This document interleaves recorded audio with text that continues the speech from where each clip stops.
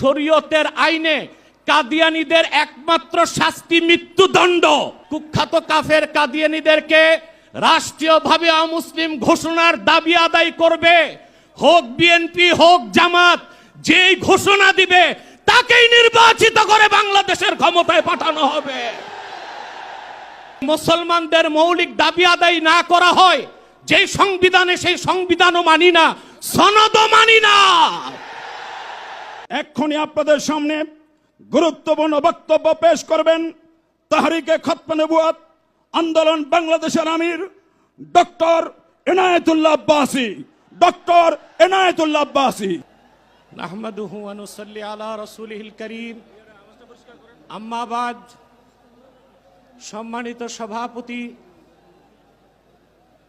বিদেশি মেহমানবৃন্দ এবং সম্মানিত শ্রোতাবৃন্দ, সকলকে আমার পক্ষ থেকে হৃদয় নিংড়ানো ভালোবাসা এবং শুভেচ্ছা জ্ঞাপন করছি। আমাদের তাহরিকের একটা স্লোগান আছে, মাসলাক যার যার, দিন ইসলাম সবার। আজকে সে প্রমাণ সোহরাওয়ার্দী উদ্যানে পেয়েছেন আপনারা।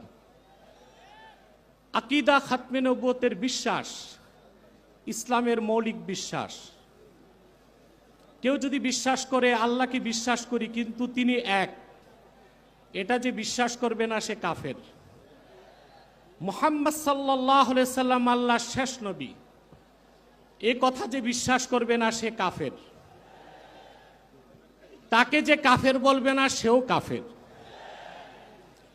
আল্লাহ তাআলা তার হাবিব মুহাম্মদ সাল্লাল্লাহু আলাইহি সাল্লামকে ১৫০০ বছর আগে প্রেরণ করে নবুয়ত রেসালতের দরজা চিরতরে বন্ধ করে দিয়েছেন। ওনার পরে আজ পর্যন্ত কোনো প্রকারই নবী কিংবা রাসূল আসে নাই, এখনো নাই, কিয়ামত পর্যন্ত আসবে না। এটাই খাতমে নবুয়তের বিশ্বাস। এই বিশ্বাস ছাড়া কেউ মুসলমান হতে পারে না। আমাদের দেশে যারা প্রচলিত রাজনীতি করে তারা সেকুলার রাজনীতির দোহাই দিয়ে কাদিয়ানীদেরকে অমুসলিম ঘোষণা করতে চায় না। তাদের কাছে আমার প্রশ্ন, সেকুলার রাষ্ট্র আর গণতান্ত্রিক রাষ্ট্রের শুধু কাজ অমুসলিমদের স্বার্থ রক্ষা করা, আর দেশের প্রকৃত মালিক যে মুসলমান, যাদের ট্যাক্স আর ভ্যাটের টাকায় সরকারের মন্ত্রীদের গাড়ির পেট্রোল জ্বলে,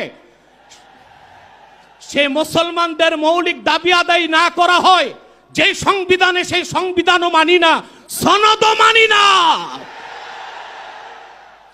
প্রিয় বন্ধুগণ, খাতমে নবুয়তের জিহাদ সবচেয়ে বড় জিহাদ। খাতমে নবুয়তের আন্দোলন সবচেয়ে বড় আন্দোলন।